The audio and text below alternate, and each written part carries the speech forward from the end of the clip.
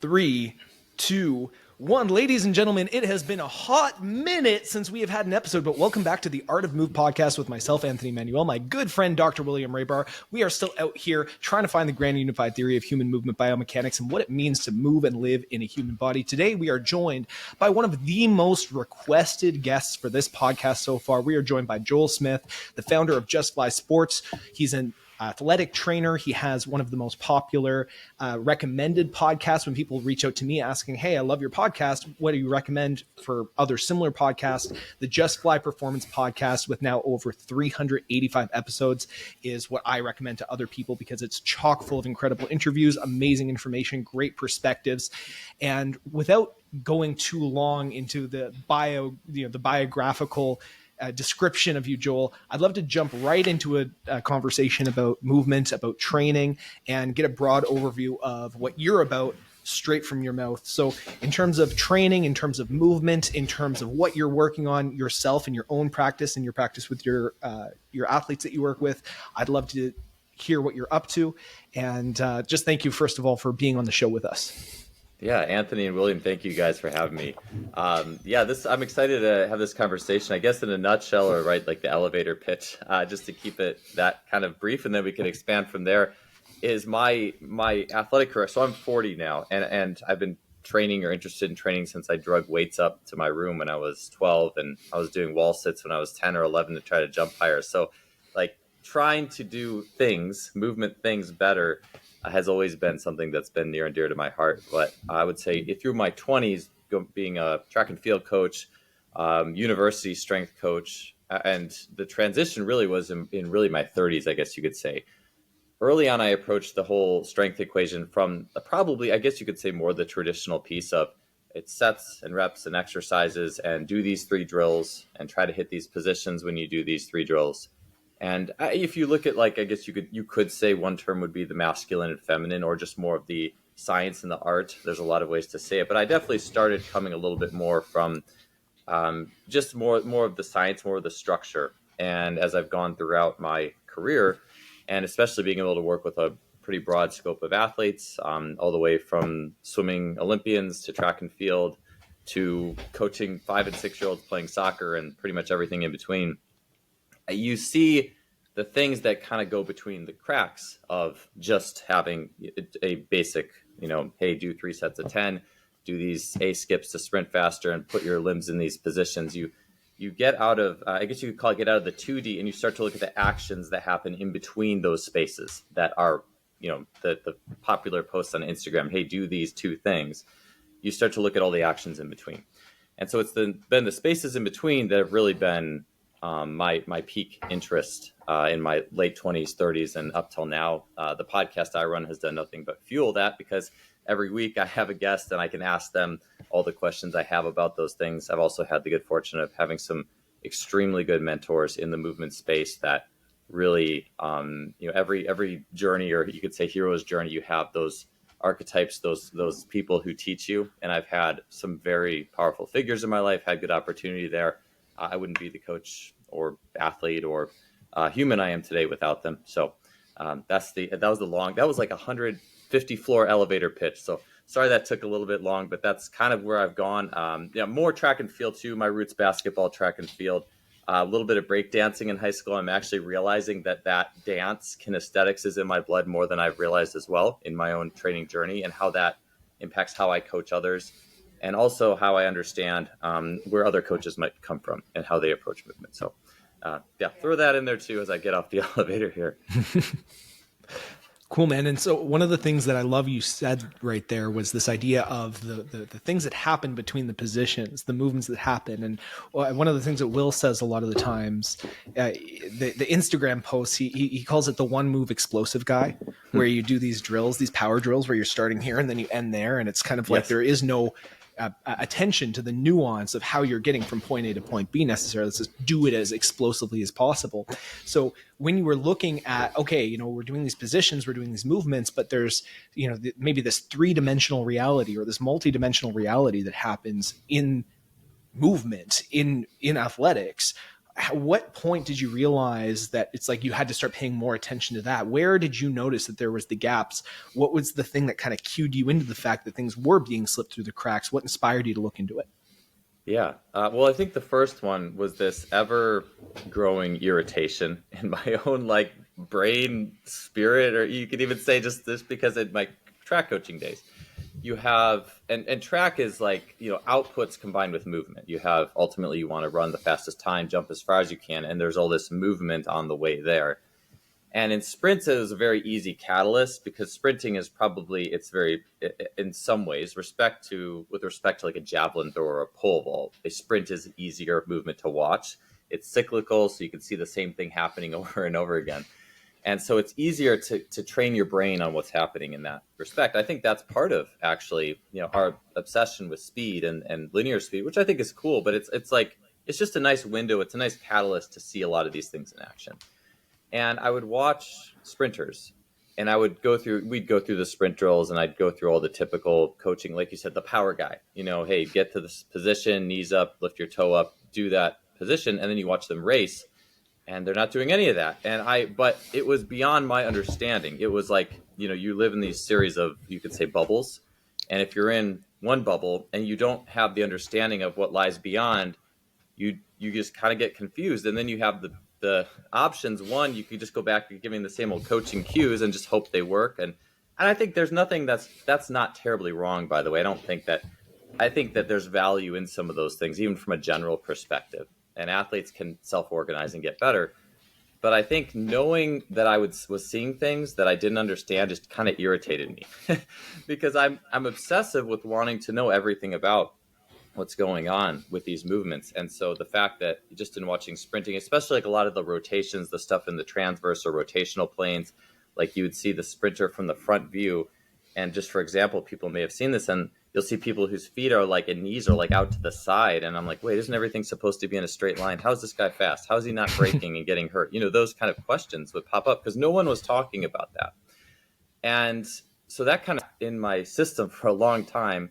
And then I met a Darian Barr one day, who is a track and movement coach out of California. I met him because I was finishing my first, or not finishing, gosh, I just started my first book. Well, it was actually my second paper book or print book called Speed Strength. And in writing that book, it was going to be all about the strength and power that goes into working with like sprinters, track athletes, or even just running a better 40-yard dash. Anything with linear speed, how do you prepare for it physically? When I wrote that book, I wrote the first chapter that I'm like, all right, well, I should write some mechanics. I should do something mechanical. And this is me having 6 years of experience coaching Division III track, being a track athlete. And I'm writing, 9 chapters of the book is power training, basically. And 1 is technique. And it's just funny because as I'm writing that technical chapter, I have a bunch of these books behind me on my shelf. You probably only can see a couple of them, but I went through every major book that had been recommended. And even within those books, I was not finding the answers to the burning questions I had as a track coach. And it was when I met Darian finally. I'd seen some of his stuff on YouTube. It was actually kind of hard to understand him beforehand. And so I never really pursued it, but I knew he was in the area. So when I'm writing this book, I'm like, I have to, if there's something I don't know, I want to know it. So this guy clearly knows something I don't. So I met him in person to coach. He was working with a long jumper that day. And just from square one, I was like, this guy, there's something about this guy. He sees the world differently. He sees the next bubble.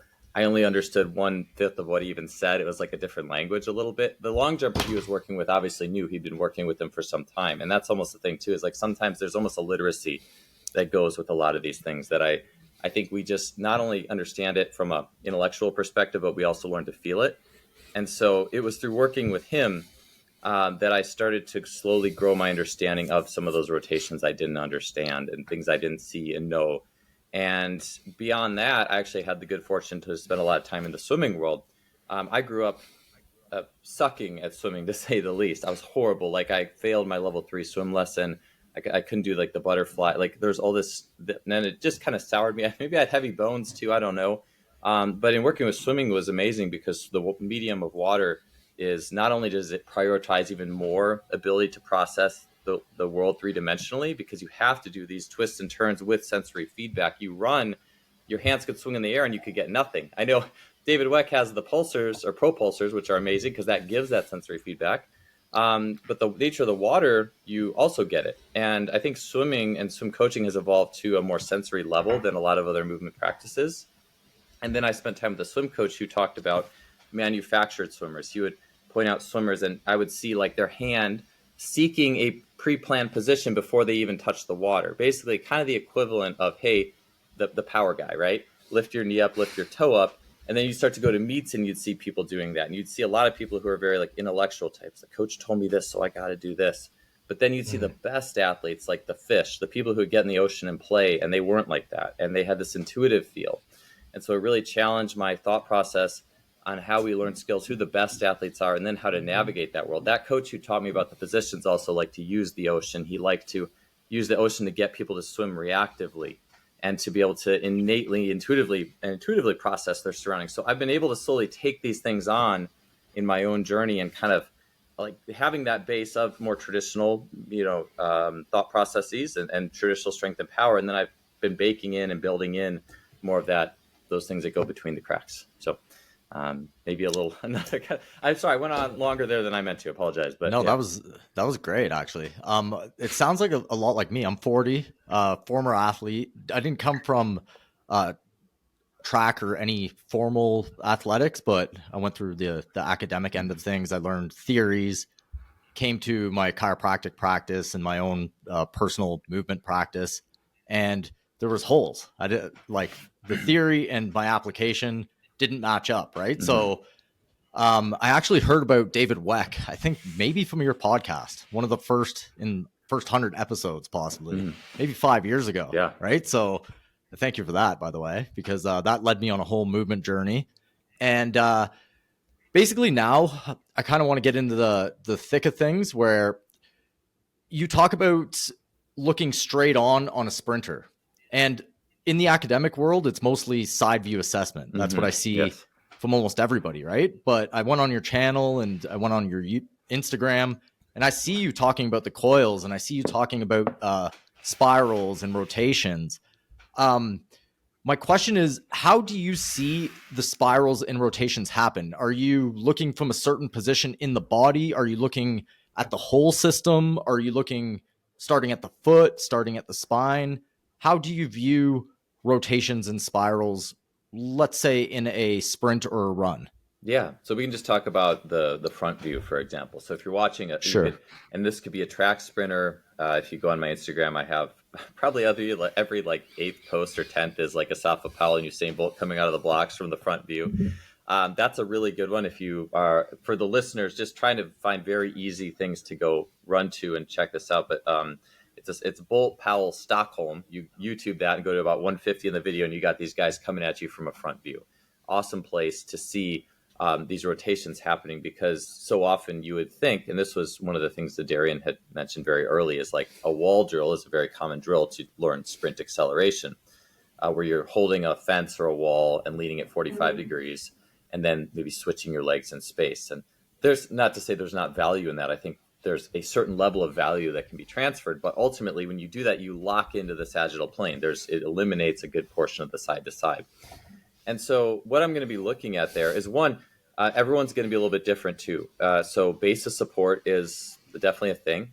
So someone who naturally squats with their feet a little bit wider, that's just their preference. They're going to have a wider base of support. So that would be like in the biomechanics, compression, expansion sphere of things, that would be people who have a wide infrasternal angle. Everything just kind of ends up wider, like even like the pubic bone and the nature of that, things are just wider on them and their base of support is wider. And what's interesting is if you actually walk that way, so you can get in your own body and feel what that feels like. To me, that's very important in coaching these things, because I think we tend to coach so much on a visual level where we're so used to only video. It's only, and again, that's the world we live in. But you can feel what it's like to be those guys if you're a narrow base of support person like I am, but by actually walking a little bit more, almost like on the outsides of your feet, and you feel what it's like to have to rotate around that a little bit. And I'm not saying like turn your toes in and don't get to the inside edge of your foot ever. I'm just saying when you start to do that, you feel how these people manage their acceleration. So there is that base of support piece.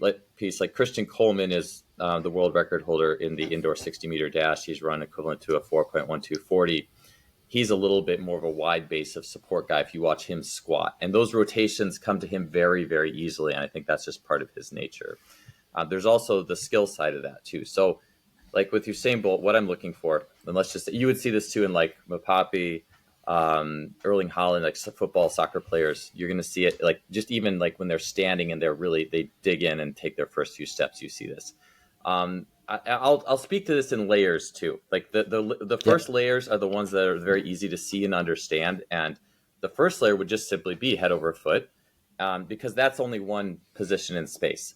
We're not quite to, it is an action, but it's a very, David does a great job, Weck, of coming up with phrases that are very easy to see, understand, and process. So the first layer would just simply be that, watching the nature of the head. And I actually really like the rib cage because you would never see an athlete do this really like naturally. Like in sport, no one's going to throw their head to the side wildly and the rib cage stays in the middle. If you told someone, hey, I really want you to throw your head, and you wouldn't say throw your head over your foot, but it is possible that if you use that term head over foot, that the head actually may travel further than the rib cage, if that makes sense. So you always want the head and the rib cage moving together, and most people would do that just fine. But so I also look at like the head. The head's the easy marker to see, but the rib cage should be going right along with it. So marker one, layer one, is as the person is traveling forward, is that rib cage traveling along to meet the width of the foot. Now in acceleration, it's going to be wider than top end speed. So there's good research to show that in track and field, and you see this in team sport as well, is that good accelerators are going to have a wider, even people who have a naturally narrow base, like an Usain Bolt is a naturally narrow base of support. He has a narrow ISA. As Alex Effer says, narrows are just narrow all the way up the chain. So Usain Bolt, narrow, but he is skilled enough that he still has that side-to-side width. Like if you had a ruler and he comes out of the blocks and his first step hits, and then his second step hits, the width of those two, not the length front to back, but the side-to-side width, that will be, it's not going to be like 4 inches. It's not like or 6. It's not like he's standing there. It's going to be at least like 10, 12, 14. So, but as he starts to get faster and faster, then it will narrow up. And then it's almost like he's sprinting on a line, basically. But the thing about acceleration is that acceleration exaggerates everything. It slows things down a little bit because the step length is slower and everything gets a little bit wider. And so it really plays into the full 3D nature of movement. And so the head and rib over foot would be layer one. Layer two is you're going to start to get a little bit into the transverse plane and internal and external rotation of the feet, the legs. And so that's like that. Now that becomes more of an action where it's, you could track the position of the head and rib cage a little more easily. So as that first step comes out, so the swing leg coming forward, and it's like, talking through these, I'm always, I've tried to be very methodical when I explain this because I've had people on my own podcast talking about biomechanical pieces, and I get lost so fast if there's not a visual. So if you need me to reiterate anything, please let me know. But no, I think we're good so far. Okay, awesome. Good stuff. Awesome. Yeah. So layer two. So, and again, I would say too, for people just learning this, spend a lot of time in layer one. Watch layer one without even worrying about layer two for weeks, months, if you want. And I think because it's where we all start. That's where if I look at myself at an earlier age, that's the great place to start. It's just easy to process. But then, once you can move into that layer two, how is this impacting layer two? Because if I'm accelerating and I get a big head over foot shift and a lateral stride width, well, what naturally now needs to happen is the hips will turn a little bit to do that. And when the hips turn, it's going to fling my front swing leg so that you think your coach, you were learning to accelerate and the coach said, drive your knee ahead of you really hard. Well, you kind of do. But in that drive, you actually are also internally rotating the knee.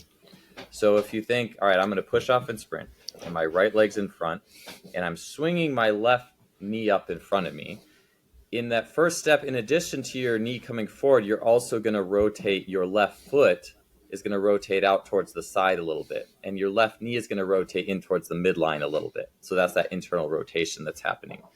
And that's coupling with actually external rotation or a little bit of an external rotation bias, in the foot that's pushing off the ground. So you almost think of it like chubby checker doing the twist. Like I used to see this in like NFL combine athletes. This was another thing I would always see. I'm like, I don't get this. Like you'd watch an NFL combine sprinter, or just an athlete doing a 40. Their first step, it looks like they're chubby checker doing a twist. Like their arms as a unit are biasing, twisting to the left, and their legs as a unit are biasing, twisting to the right. So it's like this along the transverse plane. It's like you're combining head over foot with the twist, the chubby checker twist. So layer 1, head over foot, layer 2, chubby checker twist. And I think that actually makes the action, to me, this is my frame of how I see the coiling action, the Joel Smith's version, inspired and really helped by David Weck's work over the years, 100%. But I see it as those two actions combined. And it's those combinations that cause a fluid coil. And ultimately, if it's in your body, the next step is now feel how your body's timing that up. And when you're timing it up, it should actually feel the same thing as when you're running with the pulsars in your hand, or something that's vibrating and shaking, because your body should be doing this in a way that if it's too much intellect and there's too much extra coaching and you're trying to hit a position, the timing won't be there. Like if you were running with a pulsar in your hand or two, or the vest, I'm excited, for when that comes out. It would be very difficult to hit the position your coach told you, because the timing innate in that shaking device your body would want to bring it back to center. Your body wants to keep everything timed up and running in an ever continuing series of spirals. So that's actually one of those things that can teach people very well.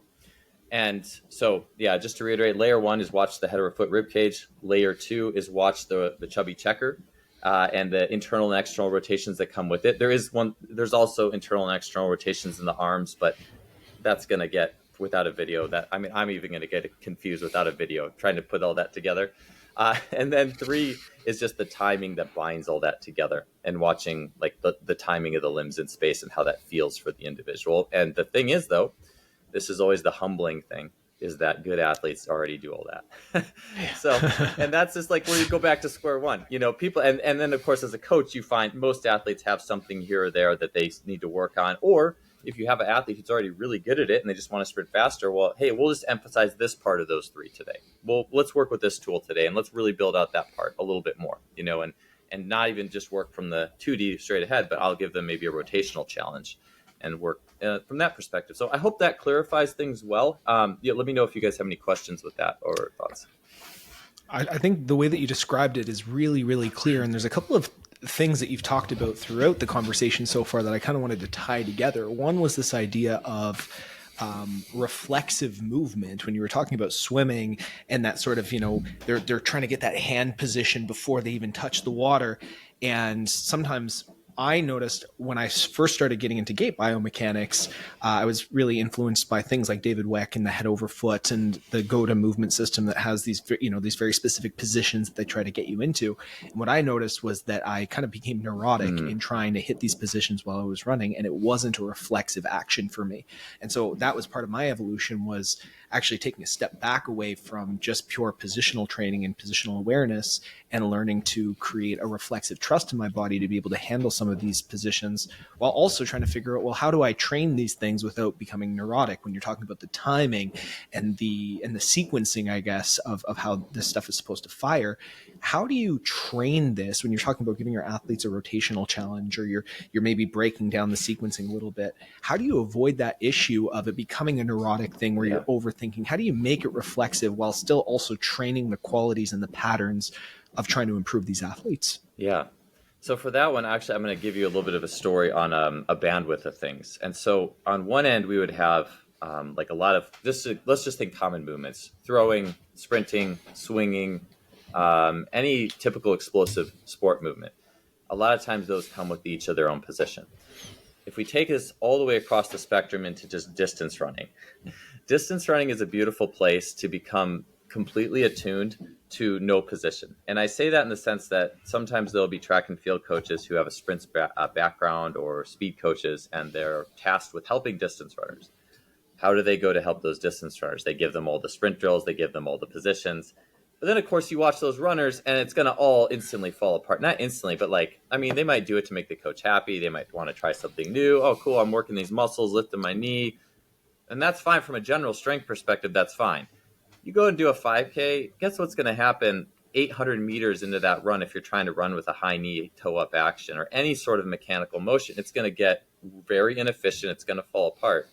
And so I've had the good fortune to work with distance runners from a technical perspective. So especially athletes who are working for like military, special forces, 4-mile run tests, 1.5-mile run tests. To me, that's been one of the more enjoyable things that I've been able to do. And so in working with them, I find that we start not with any real position. We start with basically, I'll try to make it 3 things. Hopefully in my head, I'm like, okay, 3 things. But we do, one is body awareness and relaxation. So, and I talked about this, I was on a podcast with Austin Yoakum, and I was talking about, we just have this obsession with activating everything. What if we just deactivated stuff that needs to get turned off? Because most of us have neurotic holding patterns of some sort, that messes with our movement. If you look at human beings compared to animals, the ultimate movers. I talked about the elite athlete who could put all those layers of the movement pyramid together. Athletes or animals do that too. And I believe one of the things animals have on us is they don't carry their neuroses the way that we do. I watch like people running around my block and I'm like, man, like just really like, I mean, some people are pretty fluid, but a lot of people are like really short, choppy, very like stressed or intellectual looking, or plotty. And I think that just in running itself and the disinhibition of holding patterns, you can actually make running a really cool experience. So we'll start by we just do basic mobility. We do spinal twists and rotations and neck circles and all that. But I'll have them run after and say, hey, feel that, what you just did. Feel how much more loose that joint is when you're running. And so just trying to integrate it within. It's nothing that's really that complicated, but a lot of times you watch people run and you see the holding patterns. And I'll just do mobility and then intersperse that with running to try to slowly shake those out. But then what we do is we get into breathing and rhythm. I won't get into breathing so much because that's almost more, for me, I use that actually as a rhythm piece. Like, hey, breathe. You're going to go 1, 2, 3, 4, 5 strides. Inhale, 1, 2, 3, 4, 5 strides. Exhale, like just to teach and work with rhythm and running. And it actually takes your mind out of what should I be doing with my hands? And some people, when they get that breakthrough and they nose breathe, I've seen just the jets go on. It's just crazy. Anyways, for rhythm though, this was like a light bulb moment. So I've had the good fortune, and actually I have to credit Jeff Nichols for this. I head to his, Jeff's runs like a tactical performance in Virginia Beach, and he's had me in to work with the groups that come train there. And so this is a big opportunity for me to only work distance technique. And so to get into that piece, and there was one day, and my routine for these guys was going through awareness, and then I had them, like the Kenyans in the Kenyan running system, they start with rhythm. Like they do a step rhythm class. Like that's their base, is they got music on. Everyone's like doing step rhythm stuff. And if you watch Kenyans run, probably like Ethiopians or anyone in that area, you see 2 guys running side by side and you see them going step by step by step together. And that's the rhythm piece, is they can do that together. And so that was a drill I had the guys doing. We also had pulsers on hand, and I had the guys working in groups and matching each other's rhythm. And then Jeff mentioned, well, why don't we get the pulsers in and match rhythm? So as soon as we start going in groups, running with pulsers, you just hear this shake, shake, shake, but it's like everyone together. And I swear everyone's times on this about half-mile loop dropped like 10 seconds with no more effort, just instantly. It was just crazy. So like we have this awareness piece, releasing tension, find a buddy, find the rhythm with them. And so it's instead of, you could say top down is like instructional, bottom up is feeling first. Distance running has to be bottom up. There is no top down, because as soon as you go top down, any little slice of inefficiency, any slice of overthinking is going to kill you. And I've seen like in track and field 100-meter runner, like you can get away with some manufactured stuff for 100. What tends to happen is those people tend to not be very good 200. The wheels will fall off a little bit more for them in the 200-meter sprint, but people can make stuff work for a short time if they have the movement options. So that's where I've found a lot of value in the distance piece. So for someone who does come from an overthinking background, and I use this a lot, is a lot of times when I work with a client for the first time, I'll actually just have them skip. because when you just have an adult skip, you see all the pre-programming, because a lot of times it's like, all right, wait, what did my coach in high school tell me to do? He told me to put my hand like this. And you see all the holding patterns. You see a lot of even like rotation or coiling through the rib cage. Do you have a frontal plane? Do you not? Are you trying to think too much? Do you have a sense of rhythm? And so a lot of times I will start with those things. So disinhibition, rhythm, working with rhythm. I use music a lot. I love music. Anything that's got a beat. I mean, you could do a boring metronome too. There's distance coaches who will use metronomes. I prefer apps like a Rock My Run is a really good. I plug them. They don't pay me anything, but I love them.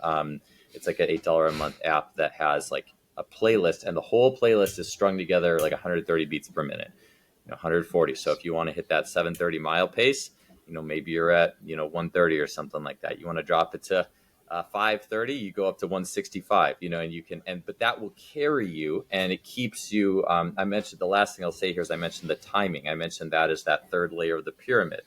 When you have music, when you have something, even a pulsar, you have these more rhythmic things, even your breath. It just helps timing. It just helps that continual, everything being on point to the, few milliseconds it needs to be. And that can be very helpful too. So those are some of the first places I go in those situations. That's very interesting stuff. The rhythm, timing, coordination is something I constantly talk about, but I'm more into martial arts and three-dimensional movement. Do you work with any athletes outside of running and sprinting and track? Yeah. Where you're doing more three-dimensional movements? Yeah. So I would say that the athletes that I work with in person, is actually not track.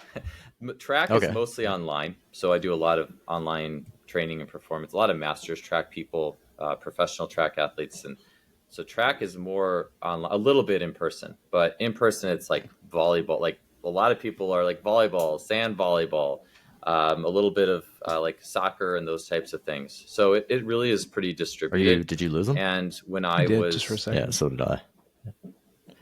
And we're back. Yeah, I think. Sorry, we lost you for about 15 seconds there. No. I lost you at sand volleyball. Yeah. Okay, I could start again. Yeah, I could just start again talking with who I train, if that works. Sure. Well, I'm going to build on top of that question just because basically, how would you train rhythm, timing, coordination outside of track? Because the reason I ask is that I do the same thing, but I do it in working spirals, kind of like David Weck's ropes. I do dual ropes, and I match it with footwork that I do from boxing. And then I try to do it in 3 dimensions. That's just an example, right? I do it with dance, that sort of thing. Is there anything that you would add on to that, or are we on the same train with that? Yeah, for sure. Yeah, and I think, in working with different athletes, so a lot of people I train are in the track and field space, work with individual sports like swimming. So a lot of that is that cyclic locomotor. But in working with different team sport athletes, that is something that I think a lot of what I've done with that has been more in the perceptual space, like think games, think like parkour derivatives, think small-sided games, stuff that would involve like, hey, dodge this dowel rod in a bunch of different ways. I would say in hearing what you were saying, that that martial arts theme, I haven't actually spent a lot of time working in like the fight and martial arts world, but that makes perfect sense with that. And so that, to me, I think that let me just say this is I've actually just, and I don't know if this post will get released anytime in the near future. Probably soon, but there's a lot of people who argue about like Olympic lifting, like, oh, is Olympic lifting bad or good or whatever? I think it's just a tool. All these things are tools, and I have this like quadrant in my head. It's like on one end you have, in the vertical axes, you have skillfulness. So skillfulness, touch, like just that fine sense of like, almost like a dance ability. On the other axis, you have forcefulness, raw power, and output. And each sport is almost a different combination of those qualities. Some take a lot of both. Like you could say a sport like golf is very high on the skillfulness, but you can get away with not being extremely forceful. And you could actually say if you're too forceful, it could actually impact your skill a little bit. Like the long driver, maybe all that time just being forceful on the long drive and hurt their short game a little bit, or like you could even look at like a Steph Curry in basketball. I mean, yeah, he can jump, but he's not like the most powerful guy on the court. And so it's like there's these different, or even like Erling Haaland, like people, he's a more forceful soccer player, just a freak athlete. and he's not, he doesn't quite have the touch of a Maradona or something like that. But so I look at it a little bit in those perspectives, and I think that some of that touch timing piece could fit with that really skillful. And you think about what a fighter intuitively feels and needs. That makes a lot of sense to me. That's the thing that I have only done a very low level of boxing training. I would have loved to do jujitsu, but I watch you do that, and I could see that as something a fighter feels, but I don't have the experience myself that where I felt that and would go through. But it makes sense to me for sure. Anthony, does that answer your question? Yeah. No, it's a great answer actually. Yeah. Everyone has different experiences within that realm, right? Like, since I'm more into the martial arts and the movement, I put it towards that. But if you're more experienced with the running, you're going to get the same rhythm, timing, coordination piece there. Yeah. I think coordination, rhythm, and timing are one of the things I see that talked about the least, or practiced the least. I don't think a lot of people believe you can actually practice that. I think it's more just like work strength in the gym and then go do your sport and you'll get it there. That's where you get those pieces. But I do think you can train them outside of that and then go into a sport or life. So yeah, it's very interesting. I'd love to talk a little bit about this idea of like the Olympic lifting thing and just lifting as a tool in general, because our niche audience, it's kind of like a joke. It's like the niche alternative biomechanics space, right? The functional fitness crowd that has, some very polarizing, contrasting opinions about how you should train and how the body is meant to move and this sort of thing. One of the popular narratives within this niche audience that we love so much is, is lifting good for you or is it bad for you? Does lifting decondition your patterning because you're overly specializing in, these movements in the sagittal and frontal planes? Are there negative implications to the joints? And for, I would say the pervasive narrative for a long time, for at least the first 100 episodes that we were doing, was the consensus with a lot of the guests that we had on, was that lifting came with fundamental drawbacks. We did a lot of episodes about the potential fundamental drawbacks on movement quality in terms of over specializing in lifting. And now what I'm kind of noticing, I like to keep my finger on the pulse of the community conversation, right? And what I'm seeing the community starting to talk about a little bit more, at least on the fringes, it's kind of like whispers of it. It's like, actually, I don't think lifting is inherently bad. I think that we're just jumping to it too soon, and you're not addressing movement quality first, and you don't have these fundamental baselines. And if you build some of these fundamental baseline qualities of movement quality first and joint organization first, and you have your structure, then you can actually use, positive pressurization of lifting. And this could actually be a very, very positive thing. And you don't have to sacrifice movement quality. I would love to get your take on do you think that there are negative implications to over relying on what we call linear lifting or Olympic lifting, just as an example? Are there negative implications to movement quality, gait mechanics? And then conversely, could you use these tools more effectively if you build some baseline structural stuff first? And if so, what would those be? I know it's like a lot of questions in one question, but I love it. No, I appreciate that, because I've had guests on my own podcast ask me multiple times, that was like 3 questions. I'm like, I'm sorry, I just want to know a lot of things. So I get it. Let me start by, this is just more philosophical, there was a good article I had read about maybe a month and a half, 2 months ago on, this is just general thinking, and I can just leave it to just a few areas, but sometimes we can think of just thinking, and we could extrapolate this to the fitness industry and weightlifting as the conformist train and the contrarian train. And you could very easily say, well, the conformist train is just lift as heavy as you can. It's going to help you be a better athlete. And the contrarian train is lifting sucks. Don't do it. Do all these other, functional movements over here.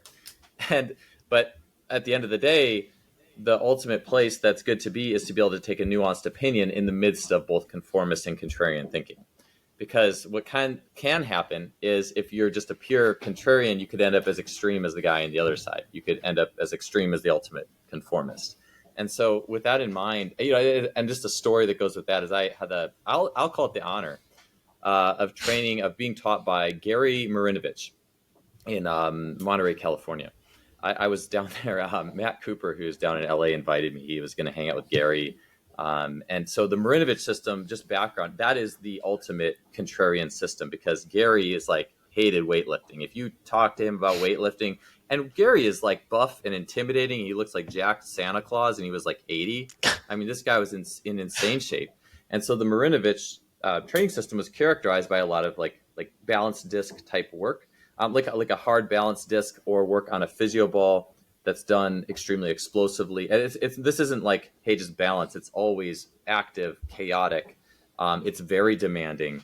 And the way that Gary would coach it was very demanding. I mean, he was like intense. Like usually a lot of times we might associate things that are in the more balanced sphere with things that are a little bit more, I don't like not intense like powerlifting, but Gary would coach this intensively.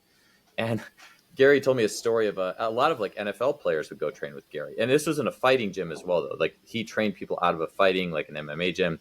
He told me a story of an NFL guy who called him, who I guess hadn't been moving very well, like in the game. And he's like, hey, Gary, I squat 500 pounds. And Gary's like, oh, I'm sorry to hear that. So, I mean, but what I've also heard, though, is so Troy Polamalu was an NFL player who trained with Marv Marinovich and doing all these things. And apparently he was, and Polamalu was like a poster boy for the success of that system, like not lifting weights, getting explosiveness through like supercats and machines and all these other alternative systems. But apparently I had heard that Troy was actually sneaking off on the side to lift weights when Marv didn't know or something about it. So like, I mean, it's just a bunch of arm curls. I don't really know. But all I'm saying is I think that each of these things is going to have its breaking point. And I've been through those breaking points. Like in the sense that when you first start lifting weights, you're taking what's probably a more or less functional body, because most people, when they start lifting, maybe they start in high school, middle school. Hopefully they've had a youth that's rich in movement, like different sports, all sorts of things, where you have a body that's a more functional level. And then you put a little bit of lifting on that, and hopefully it's a decently dosed lifting, and you will see some basic improvements for sure, for the most part, in many cases. But the question is how long are those gains going to keep coming in for you? How long before you start, you could say, move like a refrigerator, or something is happening that's not going to be ideal? And what I found is it does depend a little bit on the athlete and the sport. So people who are more, you could call them like a kangaroo, a narrow infrasternal angle, like think like a Usain Bolt, or like I'm trying to think of like a just trying to think of a good example. Victor Wembanyama, there you go. That guy 100% is a narrow. I mean, as narrow as it gets, probably like 7'5", like super skinny, like anything like that, or like a Jean Morant type. Those types are going to generally, the more you lift and compress them, they will shape change more quickly. They have a window where they want to be very explosive and rapid in their movements. And if you compress them where they have to grind through squats and things and deadlifts, the more they grind through movements, it just doesn't generally go super well for their movement patterning. So over time, you'll start to see, I've seen degradation in movement quality over time. People who are more like a wide infrasternal angle, so like even like LeBron James is probably a little bit more in the middle or wide, but like a Christian Coleman in track, you can think like a football, think of like a lineman in football, something like that. Those people are built to be compressed more. They can handle it more. And so a lot of it ultimately is the structure of the person.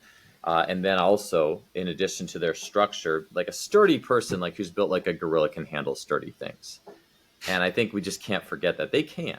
And that's when I was at Cal, I had just come off of a time spent coaching track at Wilmington College where I overlifted people and saw the degradation of elastic athletes through overlifting.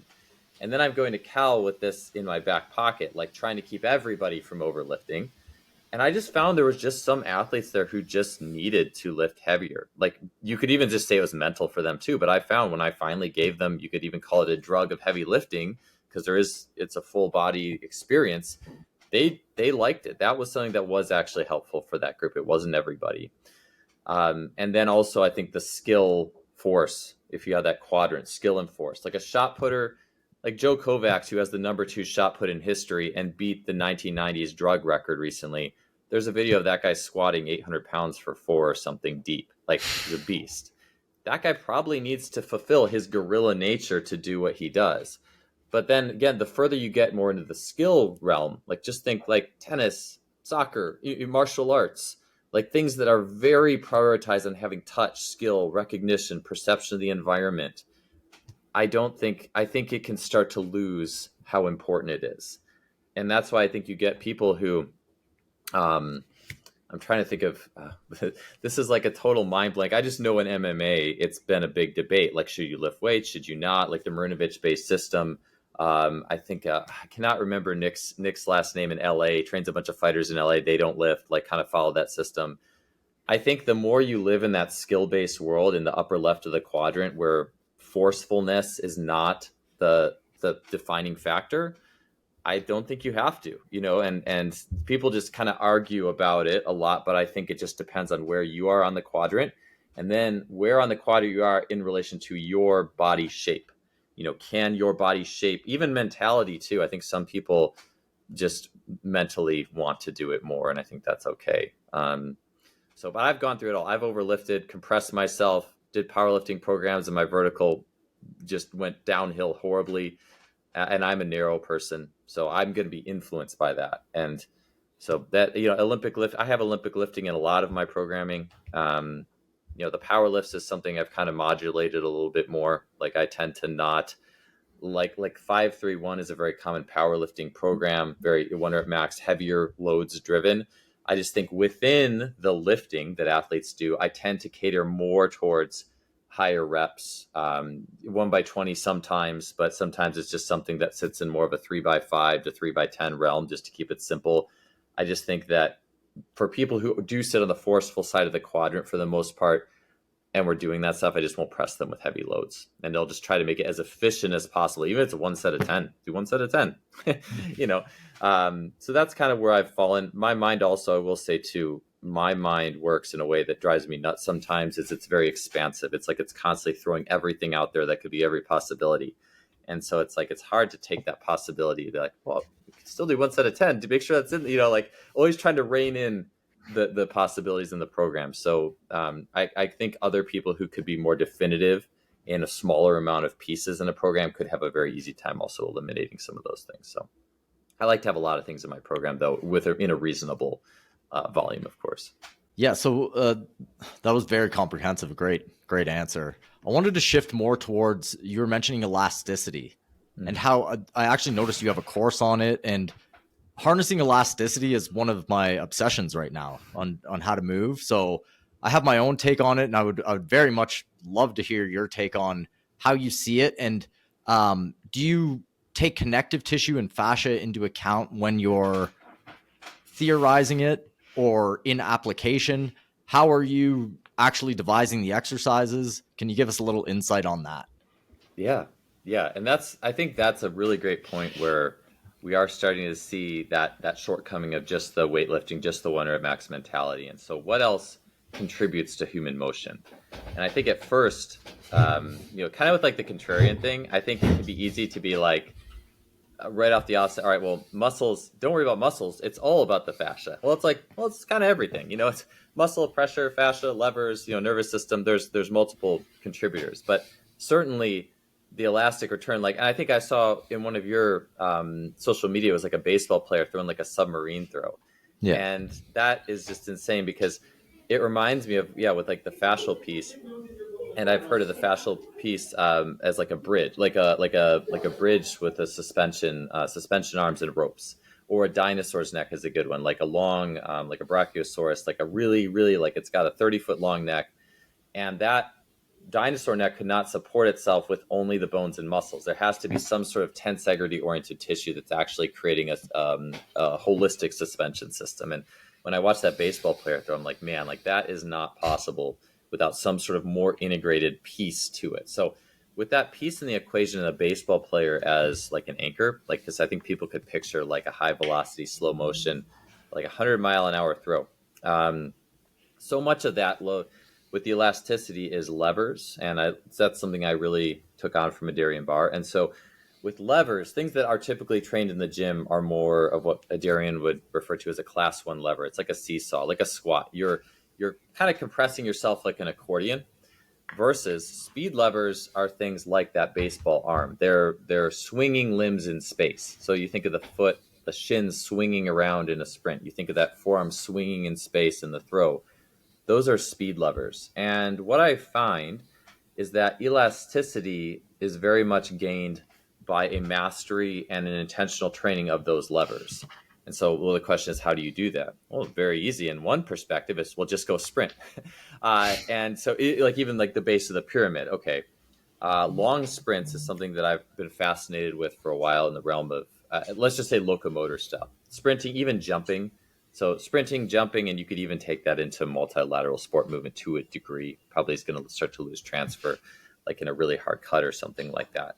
But what I've found, and I'm certainly not the only one, but track and field jumps coaches for a long time prescribed, and this would be counterintuitive, right? Why would you have a high jumper run 8 by 200 meters sprinting on a track if they're just going to do one jump over the bar? That's kind of silly. But in reality, it's repeated cyclic locomotion that's prioritizing. I mean, think about the travel of a foot in a sprint. It's going to go kind of high up to the level of the hips, hopefully not like way above and behind it where you're like flinging the foot too far, but it's going to go high up towards the level of the hips and then head on a collision course down to the ground. It's like a big wheel, and it's whipping around in a way that doesn't happen. It's like you could think of just spinning a rock. You have a rope and a sling, and you're spinning a rock around your head. That's like a class 3 lever. And so that foot is spinning around with high velocity and then is being subjected to collisions. So that is a loading parameter that goes far outside the weight room, because most things in the weight room are more accordion. So it's like you have your accordion in the weight room and then you have your swinging levers outside of it. And so that's why I think like things like, even you look at, speaking of the swinging rope, things like functional patterns, I think that's why that is, that to me seems to be a cornerstone. Think about swinging a mace, swinging anything in the air, that now your body has to operate on a little bit different system. And so running is very much that way. And you can take that in many different directions. So different modulations of running, different surfaces, skipping, and different motions there. So that's a very simple way to go about doing it. And then another thing too that goes along with that is, well, what is the sensory interface between the foot and the ground? Well, it's the feet, obviously. And so it's also then trying to find ways to help athletes get sensation in their foot, make sure that they can control the foot better, and again, this is where high repetition comes in, because a lot of times we will look at muscles in the weight room as 3 by 10. Once we get to more of those swinging limbs in space that are subjected to collisions, that's something that doesn't really get trained by 3 by 10. That could be 3 by 100.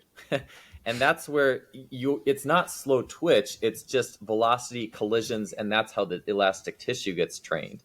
It takes more reps, it takes more effort. And there's also, like you mentioned, there's the timing that brings all of that together. So, I mean, one of the things that's my favorite elastic workout in a perspective, and there's many ways to do this, but one of the things that I always felt was so helpful was the first time in running track, you get on that track in spikes and you run a few hundreds in track spikes.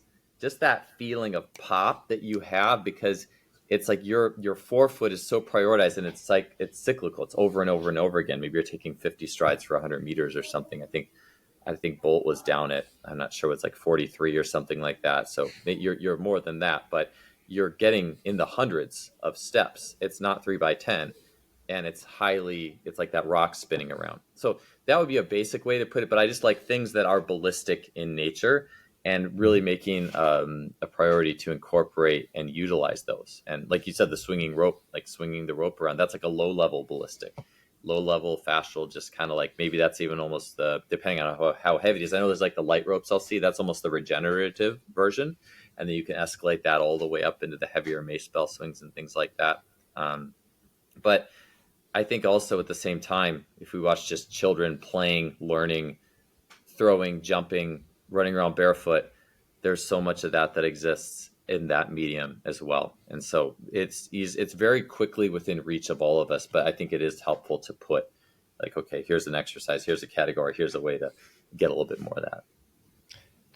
Now, with that in mind, I feel like conventional strength and conditioning is a little bit easier to track quantifiable progress, because you have the sets and reps, you have the periodization, you can be like, oh, I have all these very clearly defined variables, the weight's going up or the performance is going up, the velocity's going up, whatever it happens to be. But I find with some of this, with the rhythm and the timing and the elasticity, quantifiable measures in progress are a little bit less tangible.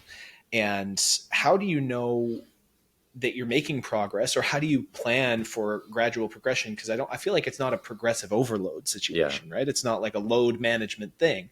So when you're tracking progress, how do you know that what you're doing is working for your clients in terms of improving elasticity or timing or things like that nature? And how do you progress that quadrant, I guess, of training? Yeah, that's a great question, because I think that's one of one of the reasons amongst many that, and I think weightlifting is good, but another reason it's popular is because you go in, you start bench pressing. Well, hey, wow, in a month my bench press went up 15 pounds. I am strong. It's so easy to see and feel, and it's so tangible. And I think that's great, but it is a little bit harder to notice that. And I mentioned like the actions in between at the beginning of this podcast. Some of the fascial elastic type thing is some of those. It's just feeling better. It's feeling more fluid. Honestly, from the perspective of a strength coach that works with teams, it's lower injury rates. And I say that with a slight grain of salt, because there is a level of there can be a level of arrogance with, oh, my team doesn't get injuries, and being able to predict all injuries, they are multifactorial. But just that being said, I have definitively noticed switching to a more, you call it elastic, getting away from the heavy barbell lifts in my populations, that has had a very positive correlation with missed time in games and things like that. So it has been beneficial. But I'll just say too, like, okay, tangible. I live in the track world a little bit, so my easy examples are things in track. Before I give something like that, I will just say, just if we're talking about like the feet or even like a mace, we can talk about that too. But from the feet, a good place to start. And if people ask me questions sometimes that are very generalized in plyometrics, and I know they have room to explore, like if people are giving me I try to answer everyone who gives me like a message in a DM or something like that. And if we talk about pyramid level 1, hey, go do 5 minutes of calf jumps. Can you do it with only taking like a couple short breaks? I mean, it can start as simple as that, only because I think sometimes to stand out, we need to give a very nuanced and complicated answer. But in reality, just do 5 minutes of calf jumps. It's kind of like jumping rope, but it's almost just more intentional, because you're just jumping up off the ground, maybe 2-3 inches every jump. You're lifting your toes up a little bit every jump. I mean, you can take dorsiflexing pogos into positional, and that's something where I wouldn't really, I don't think it's going to kill you, but I don't do that philosophically. Yeah. But the calf jump, lifting the toes up, is more about getting tibialis on the way up a little bit, calves on the way down. Just adds a little bit of pop into it, and I think it's fine there. So can you do that with minimal breaks, maybe only 2 or 3 for 5 minutes, without your feet and calves absolutely being on fire?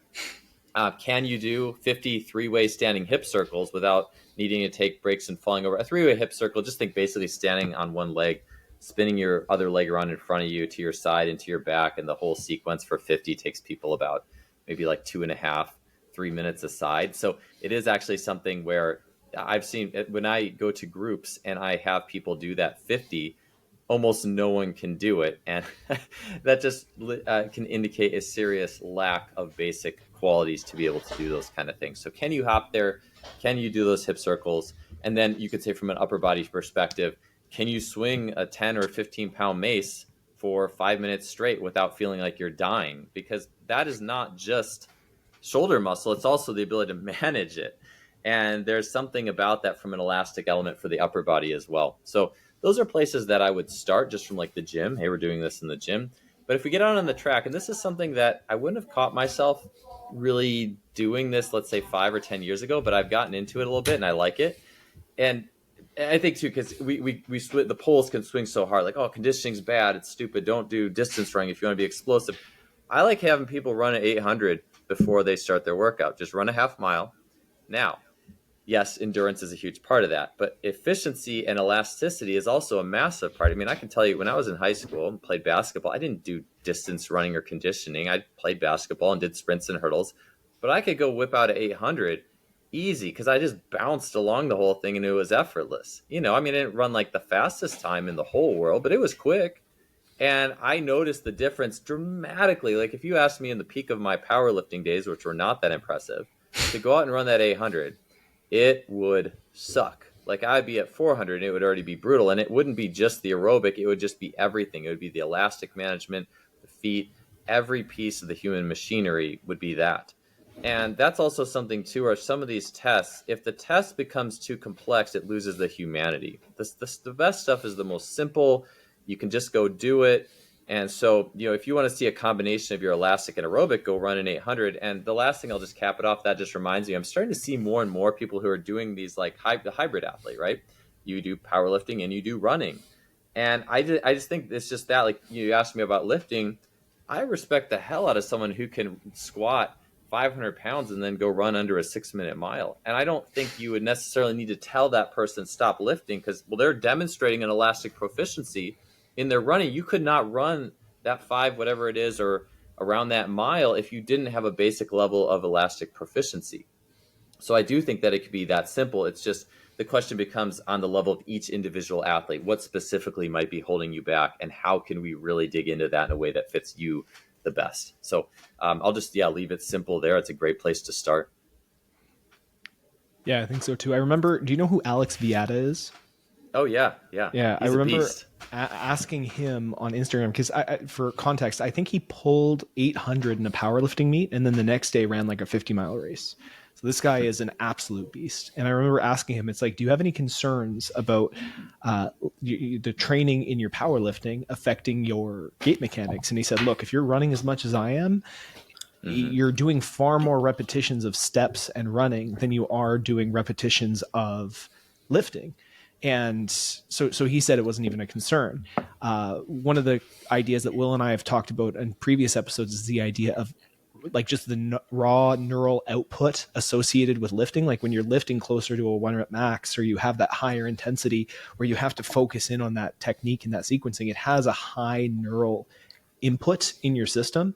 And so the sequencing part is always the thing that's fascinated me the most, right? Because when you're the sequencing of firing muscles in a deadlift is somewhat different than the sequencing of firing muscles in the rotary actions of, say, running, in my opinion, right? And so this is something that I've just been like observing and playing with and questioning and wondering. One of the things that I did notice, I found it really interesting. I did stop lifting for about like a year and a half, 2 years. And I focused on functional training and training specifically, still resistance training, but doing some more functional pattern stuff, working with the Parabar, doing move med stuff that, kind of orients around co-contractions and learning basically to sequence my muscles and to self-organize my body in a more efficient way. And what was interesting is my trap bar deadlift went up by 50 pounds. That was my 1-rep max, and I did it for 2. So my 1-rep max prior was like 455, and then I did 445, and then I did a 495 for 2 reps, which was like, I didn't get it. I didn't understand because I hadn't lifted in 2 years. I just like picked up. I was like, holy shit, that's pretty cool. But the sequencing thing is always fascinating to me because, there is a high neurological output of a squat. And I do remember that, like the same thing that you were talking about, I came from a bit of a powerlifting background too. Like I was very overweight as a kid. The way that I lost 100 pounds was through lifting and through, eating a healthy diet while lifting.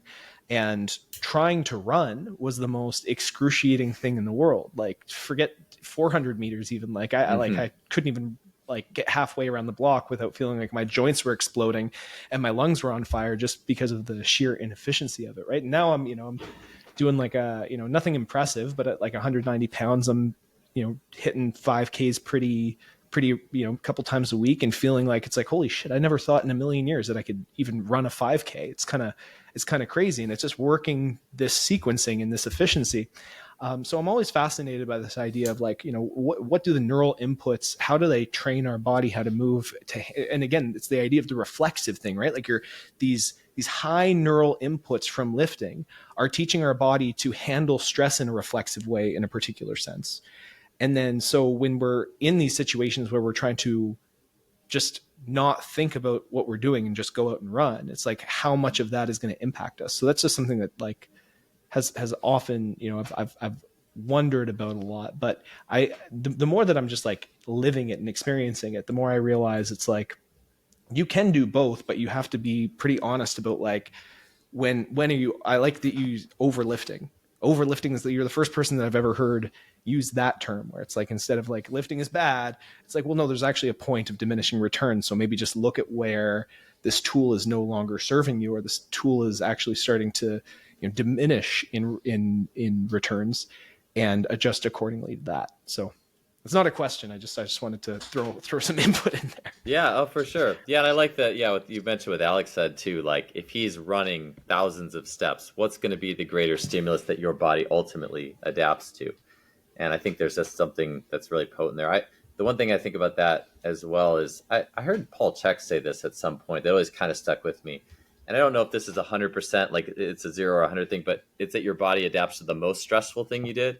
So I do think that, there also can be a weight that's carried. Like if you do a crushing, if you're grinding out like a 1 rep max heavy squat, all the time, there's things that your body has to kind of adapt to not die. So I think that's worth throwing in there. But I definitely agree with that, the vibe of that as well. And I also found too, the further I got away from playing team sports, the more a lifting program did start to negatively impact me because I wasn't doing those other things. And I just think that can't be understated, the importance of having a multilateral athleticism outside of just the lifting program you're doing to feel good. And like you said, Anthony, it made you stronger. I felt that the same, like my best strength to body weight ratios have generally been when my track jumps have been the best. and not even like the other times where I focus more on powerlifting outside of that multilateral dynamic program, my strength to body weight actually wasn't that terribly impressive. So it was like that total functional unit that's neurologically charged up and ready to go that can plug itself into other things as well. I think that is, you mentioned, I think at the beginning of the show, like that one core unifying theory is that same thing that helped you to deadlift 495. Like that's the thing we're all chasing, I think, more so than, the one lift or the one thing, it's that total charge up of the body that it can function well and do those things. And Will, I know you have a different experience with strength training in general. You haven't lifted at all a lot longer than I haven't lifted even. And, a lot of your content on your page is asking the audience, like, would you consider this strength training, like pulsing with a heavy rope or doing some of the isometrics? And, I'd love to get your input in terms of like, how you're seeing strength in the context of this conversation. Yeah. So to counterpoint what you guys were saying with Alex Viada, and I know there's a couple other long distance runners who are going for heavy lifts. I rarely see, if ever, I can't even think of an example, somebody who power lifted at a high degree and then went to running and was successful. But I see the opposite happening, right? So there is context there of like what you do first, because I do think you can be a runner, a long distance runner, and then stop doing that or stop competing in it and then get your numbers up in the gym through, just a few years of lifting, right? So I do think it goes one way and not the other. And I haven't seen a counter example there. And in terms of my own personal practice, it's more, I only have so much energy to put in and I want to maximize coordination. So it's a time thing, one, and I literally just don't have time to do the other thing. It's not a priority for me. So I feel like I can get quote unquote strength without going to the gym and actually doing the lifts by doing the things I'm doing outside of the gym. Now, is there a way for me to test it? Because again, it goes back to what is strength. So the average person on the street would be like, how much do you bench? How much do you squat? It's like, I don't know. Right. So I used to be able to squat quite a bit, like almost 500, but I wasn't athletic at that point. So there is an element of how much time do you have in a lot of the things we do, even functional range conditioning.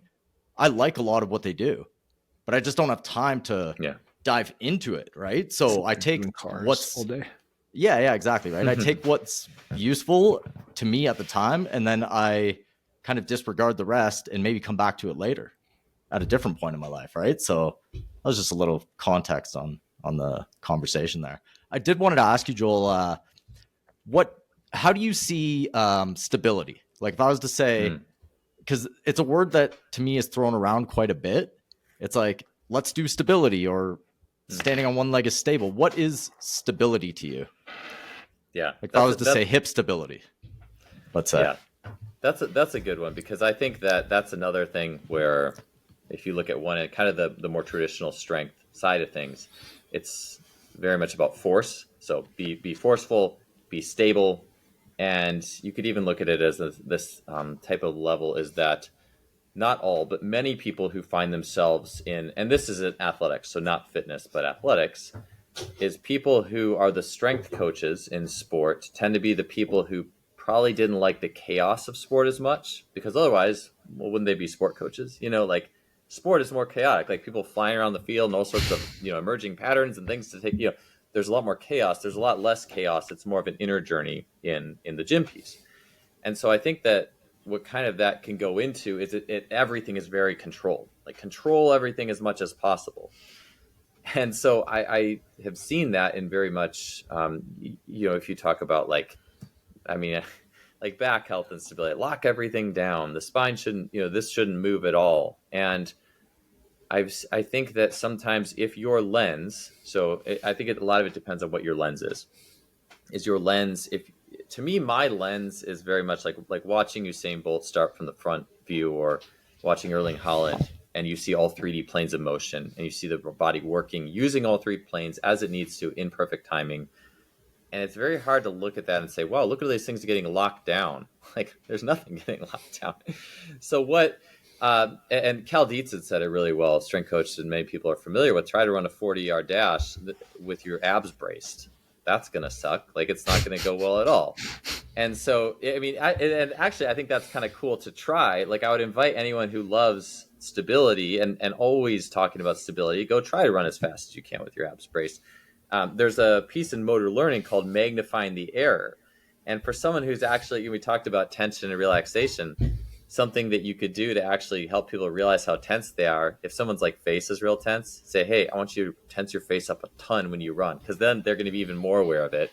And then the next rep, say, we'll just go do whatever now. And you'll notice that their resting facial features will actually be more natural and normal. So I think that in some ways, and this is where I think this could almost apply to anything, not to get into a rabbit hole, but even what we would call bad, air quotes, coaching could sometimes be, if it's just for a couple reps, the athlete actually might be getting the error, and then they go and self-organize something that's awesome, and it actually happens a lot. So that being said, though, I think that I won't ever really say brace this, tense this, lock this. I'm much more of a, even it was a Pat Davidson seminar. Pat's a big guy in biomechanics, strength training, and lifting. And he said he'll never put it in a person's head in the corrective exercises he does, what muscle to feel. He'll always ask them after the fact, because it goes the same thing as manufacturing. You don't want to manufacture the movement just to cheat and turn on a muscle. You want to do the movement well, and then hopefully the aftermath as that muscle felt worked. And so generally, the way that I see, when you tell someone to create stability, for the most part, or force it, you're doing the same thing as in running when you tell someone to forcefully lift their knee, forcefully lift their toe, or that swimmer hitting, their hand already is in the position their head thinks it should be before they hit the water. You are eliminating the timing. You're eliminating the dance, we can just say. You're eliminating that dance between the hand and the water, and it finding the water tensioning and it knowing where to pull. As a good example, I think as soon as you're having someone do an exercise, you're like, all right, activate and brace this muscle. It's kind of doing the same thing, to be completely honest. Ultimately, I think you want to create constraints that, like if I'm having someone do 3-way hip circles, if you do 50 standing 3-way hip circles and you don't put the other foot down, your hip is going to be functionally better after that.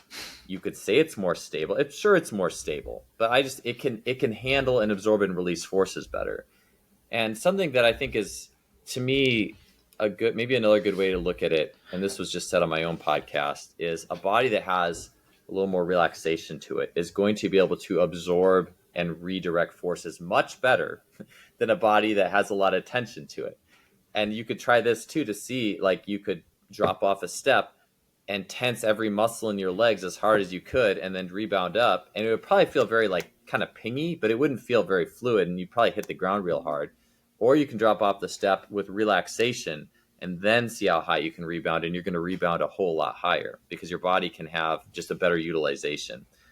Maybe a higher step would be better for that, like an 18-inch box or something in the gym. Next time, do that. Tense every muscle in your body as hard as you can, drop off the box, see how high you can rebound upon hitting the ground, versus having maybe you shake your hands out and shake your feet out on top of the box, let things loosen up a little bit. Even when I've seen like David Weck do things like jumping with pulsers, I found I'll do this with RSI mats, which is a reactive strength index on a mat that tells you how quick and fast and high you jumped off the ground. Sometimes putting a pulsar in your hand that actually is a relaxant of sorts. It's an athletic relaxant, I should say. It's not, you're not going to hit the ground like Jello, but that actually can increase the reactive strength index. And if something is increasing reactive strength indices, I'm tripping over my own words, it shows that you can absorb and release forces better. So wouldn't we want that for every joint in our body? So would we ever want to forcefully manufacture tension? Probably not. So my goal would always be, yes, you want to be stable, but the paradox is you don't get stability by telling the body to be stable. It's like you can't make someone love you, or for another kind of like, you can't say, hey, love me, like you can't force some things in life. And so you can't force, you have to set the conditions up for the body to make it or let it happen, and it will happen. And that's just part of the art of coaching. I think a lot of things is the body, as with anywhere else, is that you could try to rush or create, force something to happen, but ultimately those things will happen on their own given the right circumstance. Cool. Yeah. I really, really like that answer. And unfortunately, I'm kind of dealing with a bit of a time constraint here, but I love to ask questions like this when we're wrapping up. Practically, when it comes to what you're seeing a lot of people doing in their own training, what's something that you can see most people adding to their own training or their practice or their regimen that can enhance their relationship with their body? I really like your emphasis on reflexiveness and the sensory based things. What's a simple practice that you would add into what people are already doing, or what do you think people are missing that they could start doing right away that could have a huge benefit for them practically if they're like coming off this podcast and like, all right, I'm going to do that right now? Yeah. Well, it depends. It depends how weird you want to get. So I'm going to throw something that's a little more on the far, if you like to polarize things, makes them simple. So on one end of things, we have like as much muscle tension as you can deadlift. Like that's on one end. So the other full polarity on the other side, as far as you can go, would be detensioning. And there's a really good video, is Marcelo Peloso. I think he studied under Ido Portal a little bit. And I talked about this on a podcast with Austin Yoakum. I've been using this a lot because there's many ways to do this. But to me, this is one of the quickest, and it's also fun. And it kind of, you have to be full send. Like you can't chicken out on this. But it's basically just shaking your body. Like you could YouTube Qigong shake. You could look up Marcelo Peloso on Instagram. He has these videos where he's just shaking limbs. So I went through this practice with Aaron Cantor, who's one of Evolve Move Play, Rafe Kelly's company, his coaches. And his warm-up is just 5 minutes of just shaking. So just stay on the ground, even like just think like a half-inch calf jump at first, and whatever. If your chest is tight, let it go. If your neck's tight, let it go. Whatever muscles are tight, just go ahead and let it go. And Marcelo takes this even further into a whole body series, like hanging with the arm, like bent over and letting the shoulders like loosen up. And I was actually talking to a guy who's a pitching coach for the Detroit Tigers, I believe. And he was talking about on the off days, those players' off days, he takes them through that series. Like it's like we would talk about fast and loose, Dan, John, Pavel.